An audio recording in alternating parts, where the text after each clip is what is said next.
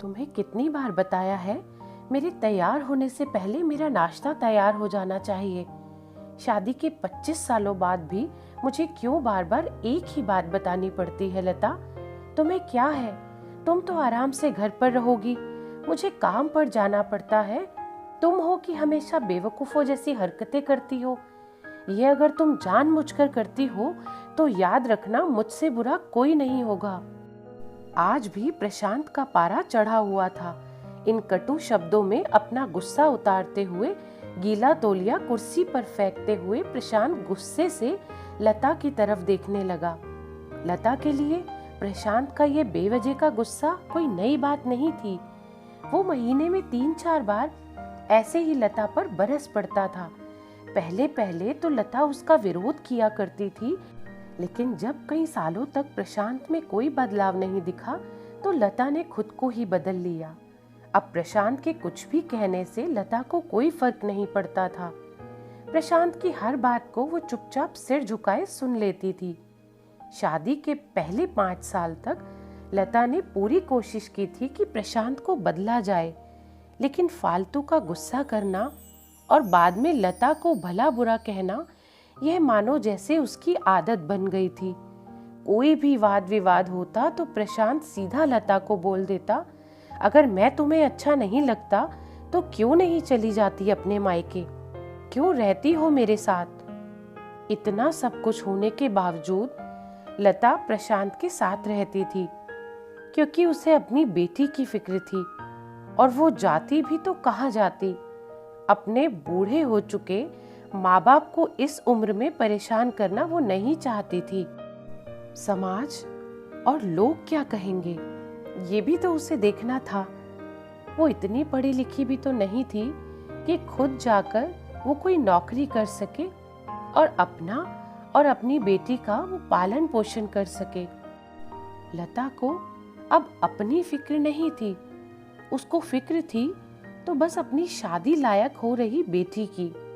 लता नहीं चाहती थी कि पति पत्नी के झगड़े की वजह से काव्या डिस्टर्ब हो। काव्या की पढ़ाई पूरी हो चुकी थी, उसके लिए अब शादी के रिश्ते भी आने लगे थे। कई रिश्तों को काव्या ठुकरा चुकी थी। 2-3 महीने बाद एक अच्छा रिश्ता आया। रिश्तेदारों और पहचान के लोगों ने भी लड़के के बहुत गुणगान किए थे। प्रशांत एक शाम अपनी बेटी के पास बैठकर उसे बताने लगा, काव्या, वो बहुत अच्छा लड़का है, पढ़ा लिखा है, बड़ा घर है, बहुत अच्छी नौकरी है। ऐसे रिश्ते बार बार नहीं आते बेटा, इस बार मना मत करना। काव्या अपने पिता से ज्यादा बात नहीं करती थी, शायद डरती थी या शायद नफरत करती थी। लेकिन आज वो अपनी पूरी हिम्मत इकट्ठा करके बोली, मुझे अभी शादी नहीं करना है पापा, मैं नौकरी करना चाहती हूँ, खुद अपने पैरों पर खड़ी होना चाहती हूँ। हाँ तो उसमें क्या बड़ी बात है? मैंने लड़के से बात की है, वो तुम्हें किसी भी बात के लिए नहीं रोकेगा। तुम शादी के बाद भी नौकरी कर सकती हो, वो तुम्हें नौकरी के लिए परमिशन दे देगा। प्रशांत बोला, मेरा नौकरी करना या ना करना उसकी परमिशन पर क्यों डिपेंड रहेगा पापा? काव्या ने अपने पापा से पूछा। मैं कह रहा हूं ना तुम्हें, किसी भी चीज की कमी नहीं होगी वहां।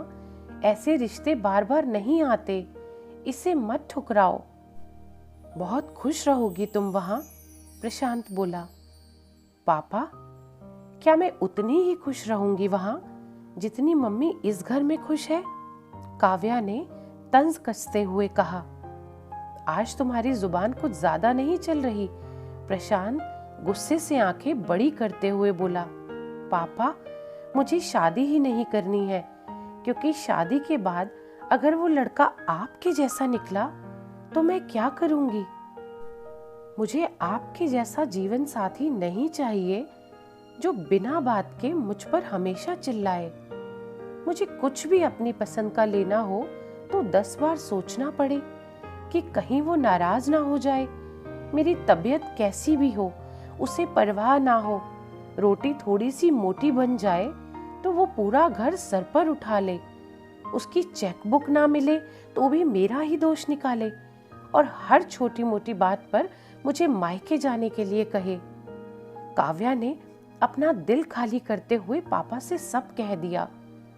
प्रशांत का गुस्सा 7वें आसमान पर था, लेकिन उसके मुंह से एक शब्द भी नहीं फूट रहा था। वो काव्या की बातें सुन रहा था। काव्या उतना ही बोलकर चुप नहीं हुई। आज पहली बार वो अपने पापा के सामने इतना कुछ बोल रही थी। पापा, आपने माँ के साथ हमेशा गलत व्यवहार किया है। आप अपने ऑफिस का गुस्सा बिना सोचे समझे माँ पर उतार देते हैं। कभी इस बात की परवाह भी नहीं करते कि उन्हें कैसा लगता होगा। आपकी बातें सुन सुनकर माँ ने अपना स्वाभिमान खो दिया। प्रशांत आज पहली बार अपने किए बर्तावों को महसूस कर पा रहा था।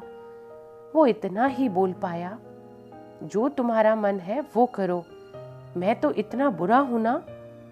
काव्या ने प्रशांत का हाथ पकड़ा और बोली, पापा, मुझे सिर्फ एक सवाल का जवाब दे दो। क्या आप चाहेंगे कि मेरा पति आपके जैसा हो?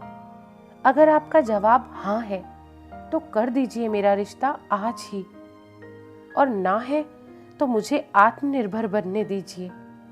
प्रशांत कुछ भी ना बोल पाया और वहां से चुपचाप बाहर चला गया। आज उसे लता के सामने जाने में शर्म आ रही थी। चलते चलते उसकी आंखों से आंसू बह रहे थे। प्रशांत ने आज से अपने आप को बदलने का निश्चय किया। अगले दिन से लता ने अपने पति में काफी बदलाव देखा। वो सोचने लगी कि जो हिम्मत काव्या ने दिखाई है, वो हिम्मत अगर मैं पहले ही दिखा देती तो शायद आज परिस्थिति कुछ और होती। अब काव्या पढ़ लिख कर अच्छी नौकरी करने लगी थी और 3 साल बाद उसके लिए एक अच्छा रिश्ता आया। और उसकी विदाई पर प्रशांत बोला, बेटा, तू हमेशा खुश रहेगी क्योंकि तेरा पति तेरे बाप के जैसा नहीं है। प्रशांत की ये बात सुनकर लता और काव्या की आंखों से आंसू बहने लगे। दोस्तों, हमारे समाज में औरतों को भले ही देवी का दर्जा दिया जाता है, लेकिन वो स्वतंत्रता नहीं दी जाती जो उन्हें देनी चाहिए। उन्हें बचपन से ही बताया जाता है कि वो पराया धन है। स्कूल से आने में देर हो जाए तो डांट मिलती है। मोबाइल पर बातें करते हुए दिख जाए तो उस पर शक किया जाता है। माँ बाप का घर तुम्हारा नहीं है, पति का घर ही तुम्हारा घर है। जीवन भर उसे ये बातें बता बता कर उसे ससुराल भेज दिया जाता है, और एक दिन किसी भी छोटे मोटे झगड़े में ससुराल वालों से उसे ये सुनना पड़ता है कि इस घर को छोड़ दो और अपने मायके चली जाओ। अब आप ही बताइए दोस्तों कि ऐसी स्त्रियों का सच्चा घर कौन सा है?